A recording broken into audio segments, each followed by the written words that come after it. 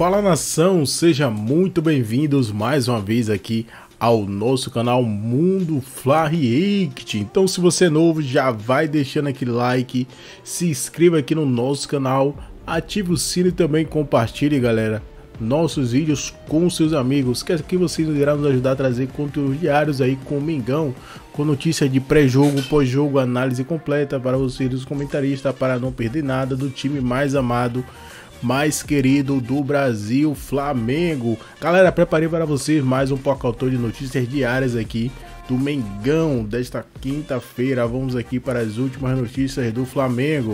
A contar com Léo Ortiz no seu plantel, no seu elenco, o jogador que desembarcou no Rio de Janeiro pouco depois das 18 horas desta terça-feira, se despediu do Bragantino e está em vias aí de ser anunciado oficialmente pelo Mengão. Aliás, o Flamengo até fez um post ontem à noite, eu estava vendo, né? Fez um post falando da chegada do Léo Ortiz e tudo mais. Em suas primeiras declarações, além de falar do sonho por títulos e o orgulho de vestir a camisa do rubro-negro, ele elogiou, né, a estrutura do Ninho do Urubu. Nós temos a sonora do Léo Ortiz, logo no desembarque lá no Rio de Janeiro. Ele já falou do Flamengo, já falou como jogador do Flamengo. O Léo Ortiz fala e você acompanha aqui na PAN. Não, já durante esses últimos meses já foi de uma ansiedade muito grande, porque deu para sentir o tamanho da torcida do Flamengo e a repercussão toda que se deu nas redes sociais e todo o carinho que já foi demonstrado por mim desde o início, né? Então, estou muito feliz, ansioso para que dê tudo certo nos exames e que eu já possa treinar e me adaptar com meus companheiros, conhecer todo mundo, conhecer o CT que eu já ouvi falar que é sensacional. Então, estou ansioso para tudo isso e muito feliz com essa chegada. Toda a história do Flamengo diz isso e todas as pessoas que passaram pelo Flamengo, eu pude conversar, sempre me falaram do tamanho do Flamengo e do tamanho do clube e do quanto isso representaria na minha carreira, né? O quanto marcaria isso na minha carreira. Então, desde o início, desde os primeiros contatos com o Brás, com o Spindel, eu sempre deixei claro da minha vontade e de que faria o possível para poder chegar ao clube, né? Então, muito feliz que eles também foram desde o início até o final junto comigo nessa operação, né? E no final deu tudo certo e agora é esperar para poder jogar e conquistar muitos títulos com a camisa do Flamengo também. É um cara que eu pude conhecer na seleção, né? Então ele foi um fator também muito primordial para que eu viesse também e estou muito ansioso não só para trabalhar com ele, mas com todos os companheiros, conhecer todos e poder conquistar muitas vitórias com essa camisa. Tá aí o Léo Ortiz, que trabalhou com o Tite na seleção brasileira, agora vai trabalhar com o Tite no Flamengo. Mauro César, Léo Ortiz chegando, acabou essa novela toda envolvendo o Bragantino, Flamengo, num sistema defensivo bem sólido, né? Que começou muito bem a temporada 2024, com o Léo Pereira, que vem jogando muita bola, com o Fabrício Bruno, o Flamengo também tem o Davi Luiz aí como opção. Você acha que dá para encaixar o Léo Ortiz aí nessa dupla de zaga com o Léo Pereira? Chegou o Léo Ortiz para o Flamengo. Mauro César. O Léo Ortiz eu vejo como uma reposição ao Rodrigo Caio, né? Que já no ano passado jogou bem pouco, né? Por conta de questões físicas, é um zagueiro com qualidade de passe. Eu acho que a tendência é ele se tornar o titular junto com o Léo Pereira. Eu acho que a zaga deveria ser a zaga dos Léo, o Pereira e o Ortiz. Mas vai levar um certo tempo. Acho que agora para a final, a semifinal, né? Contra o Fluminense, não creio que ainda não. O Fabrício Bruno teve uma lesão no nariz, mas geralmente o jogador põe aquela máscara e joga, né? Não acho que isso vai ser problema. E o Davi Luiz também jogou o jogo passado, né? Então ele tem agora 4 zagueiros aí, fora o Cleiton, que é um jogador da base. São 5 jogadores que o Tite tem aí para a posição. Uma informação, né? Apurei agora há pouco, o Flamengo vai tentar contratar mais um meio-campista para essa temporada. Aí alguém vai dizer, mas a janela fecha amanhã. No entanto, do dia 1º até o 19 de abril, os jogadores que atuaram em campeonato estadual tem essa brecha, podem mudar de clube, desde que ele tenha atuado. Por exemplo, o Thiago Maia jogou uma partida do estadual pelo Flamengo. Então, mesmo que não chegue a um acordo com o Internacional até amanhã, que é o dia 7, o Inter e o Flamengo podem fechar esse negócio adiante. No dia 1º de abril ele pode começar a trabalhar no Inter, ou seja, em poucas semanas. Pode até se apresentar, ficar lá e ser inscrito para jogar a partir de 1º de abril. Isso. Então, e o mesmo vale para qualquer jogador que atue em campeonato estadual, séries A e B, né? Eles podem migrar. Então, a informação que eu apurei é que o Flamengo vai tentar contratar um meio-campista, porque o Gerson deve ficar fora talvez 90 dias, né? Por conta da questão lá do problema renal, cirurgia, até o jogador ficar curado, fazer recuperação física e poder jogar, vai levar a priori parece que 3 meses, ele está fora já há quase um mês. Então, não sei agora se são mais 2 meses e pouco ou 3 meses a partir da cirurgia. Essa informação eu preciso checar. O prazo, eu sei que é um prazo longo, né? Ele vai ficar um bom tempo fora. Então, eles vão tentar contratar um jogador, não sei ainda quem, não tem um nome, não vou ficar aqui especulando. E eu falei agora com a CBF para checar essa informação, se estava valendo essa regra do ano passado. Me confirmaram que sim, ela segue valendo, a primeira a 19 de abril. E foram 115, cara, transferências assim ano passado. Número alto, né? Fiquei até surpreso.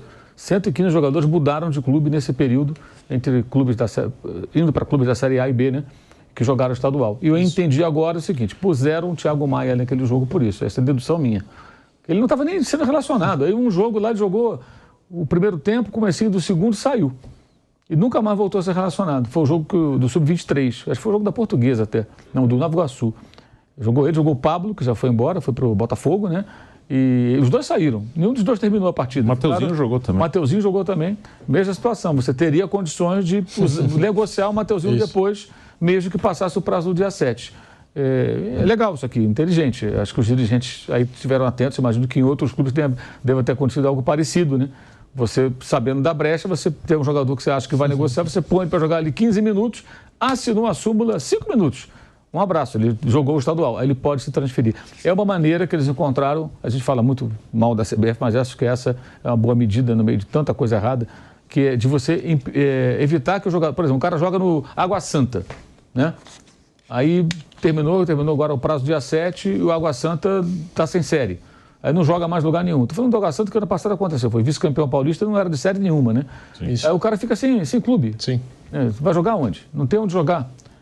Então você tem a possibilidade do jogador que interessar ele se transferir para um time de Série A ou de Série B nesse período que esse ano é de 1º a 19 de abril. Então deve ter ainda mais notícias aí de mercado do Flamengo para aqueles fanáticos que só querem contratação de jogador. O Flamengo contratou, são 3 tiros assim de bazuca, né?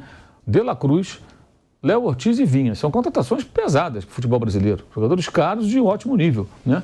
Sendo que o Vinha disputa a posição com um jogador convocado para a seleção, de novo, que é o Ayrton Lucas. O Léo Ortiz disputa a posição com a zaga titular mais o Davi Luiz, né? E o De La Cruz chegou também para brigar por posição num time que tem, em condições normais, o Gerson, o Arrascaeta, o Pulga, que são jogadores de nível de seleção, né? E os caras na rede social estão loucos, tem que contratar mais. Não é só do Flamengo, não, de qualquer time. O torcedor de contratação é uma coisa curiosa, cara. Você quer um título ou quer uma contratação? Ah, uma contratação. Mas você é campeão, não.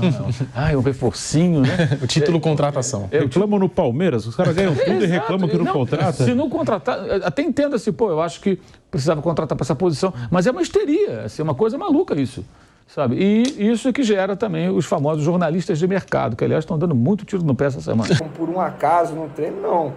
O Corinthians quis dar uma indireta no Flamengo, que tentou a contratação do jogador e até o momento não conseguiu. Se conseguir, vai ser na próxima janela de transferência, isso se tentar novamente.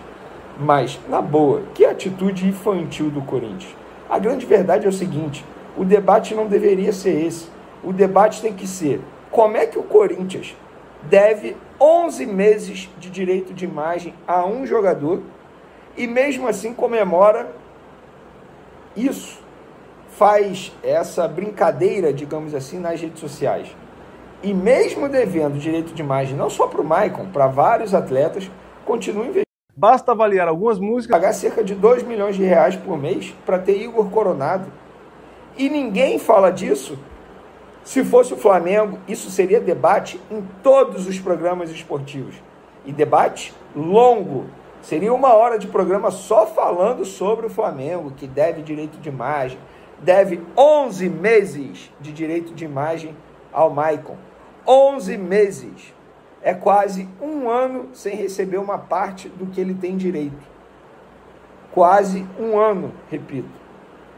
E eu vejo malabarismo de muita gente na imprensa para dizer: porque o Corinthians, que tem alguns meses, alguns salários de direito... Não, gente, não é alguns meses, não é alguns salários. É 1 ano, praticamente, de direito de imagem atrasado a um jogador. O debate não tem que ser: o Maicon decidiu ficar no Corinthians. Beleza, o Maicon optou por ficar no Corinthians por vários fatores. vários, já expliquei no vídeo anterior, não vou ficar perdendo tempo aqui falando sobre isso novamente. Agora, por que não se discutir o seguinte? Como um clube que deve direito de imagem, que tem dívidas com jogadores do atual elenco, continua investindo pesado para fazer contratações de peso? Igor Coronado, Pedro Raul, tem mais, vamos lá, investiu pesado para contratar Mateuzinho, lateral direito. Então, gente, o malabarismo de muita gente para não criticar a diretoria do Corinthians, na minha opinião, é feio. Mas isso é apenas a opinião de um mero jornalista, Vene Casagrande. Mas eu produzo conteúdo para o meu canal, e aqui no meu canal eu vou falar aquilo que eu penso, é a minha opinião. Gostou? Ótimo. Não gostou? Pode comentar aí, dando seus argumentos. Isso aqui é uma democracia. Eu não sou dono da verdade, eu tenho meu pensamento, você pode pensar diferente. Dito isso, vamos falar sobre o próximo assunto, envolvendo Léo Ortiz. Ele será apresentado na sexta-feira, tá? A imprensa. A apresentação começará 2h da tarde, tá bom?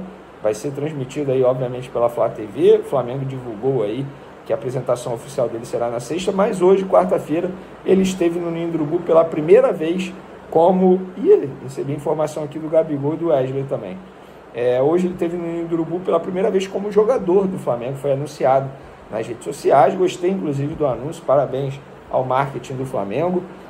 Ele esteve lá, mas ele não trabalhou com um grupo, ele foi a campo, fez trabalhos à parte e trabalhos físicos. Vene, então, quer dizer que ele não vai para o jogo, sabe? Não tem nada a ver, gente. São trabalhos normais, todo o reforço que chega faz esses mesmos trabalhos que ele fez hoje, então nenhum problema. A tendência é que nessa quinta-feira ele já faça parte, pelo menos, de um determinado período ali do treino com os demais jogadores, então, sem nenhum problema. Léo Ortiz, portanto, deve ser relacionado para o jogo de sábado, primeiro jogo da semifinal do Campeonato Carioca entre Flamengo, Fluminense e Flamengo, jogo 9h da noite. Sobre Gabigol e Wesley, acabei de receber aqui, perguntei para uma pessoa do Flamengo, temos novidades sobre Gabigol e Wesley? A pessoa falou, não, na mesma, isso quer dizer que não trabalhou com o grupo, fez trabalhos à parte, então esses dois aí tentam ficar à disposição, pelo menos para o segundo jogo da semifinal do Campeonato Carioca. Para o primeiro jogo, o tempo é curto, mas vamos ver se os dois conseguem ficar à disposição do técnico Tite. Mudando de assunto, vamos falar de William Carvalho, volante aí que foi especulado no Flamengo. Muita gente me parando nas ruas, poxa, Vene, não conseguiu o Maicon, mas e o William Carvalho? Tem proposta, o Flamengo fez proposta para contratar esse jogador. Galera, a mesma informação que eu já falei nos últimos vídeos. O Flamengo em nenhum momento fez proposta e não fará a proposta. Na verdade, esse jogador foi oferecido ao Flamengo através de um empresário brasileiro, nem é um empresário oficial dele, é um representante brasileiro. Eles estão fazendo esse movimento, o staff dele, os representantes dele estão fazendo esse movimento, porque o Betis quer diminuir a folha salarial e topa vender o William Carvalho. Mas o Flamengo não se interessou, não fez uma proposta. É um jogador até bem avaliado, mas ponto, para aí. Nada avançado, nada conversado, nenhuma proposta feita, nada, pelo menos até o dia 6 de março, às 19h08, o famoso 7-8 da noite. Então vocês que estão me perguntando, que tem essa curiosidade sobre o William Carvalho, o Flamengo não fez proposta para contratar o volante português de 31 anos que está no Real Betis, clube da Espanha, desde 2018. Nosso último assunto aqui, Thiago Maia, galera, porque a novela continua, o Internacional mantém interesse em contratar esse jogador, o jogador inclusive treinou separado novamente, vem treinando separado, é um jogador que até o momento está fora dos planos do técnico. Isso aí, nação, ficamos por aqui e esse foi mais um corte aqui do nosso canal aqui, Mundo Fla React, aqui trazendo sempre conteúdos diários aqui para vocês nessa manhã de quinta-feira, dia 7 de março aí de 2024, sempre trazendo, atualizando vocês aí sobre o mais querido, mais amado do Brasil, Flamengo. Então, se você é novo aí, galera, YouTube está divulgando o nosso canal aí para vocês pela primeira vez.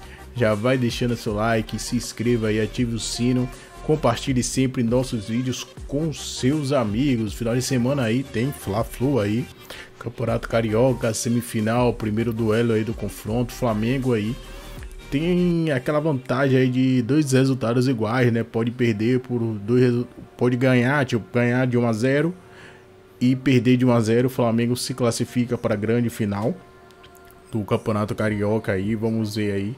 Vamos torcer muito aí para o Flamengo se encaixar aí nesse final de semana contra o Fluminense para ter mais uma vitória aí. Sair com o pé direito, né? Na primeira partida são 2 jogos aí, ida e volta. Os 2 jogos serão no Maracanã, praticamente em casa, né? Então, o Flamengo tem tudo aí para passar do Fluminense, né? Arquirrival do Flamengo.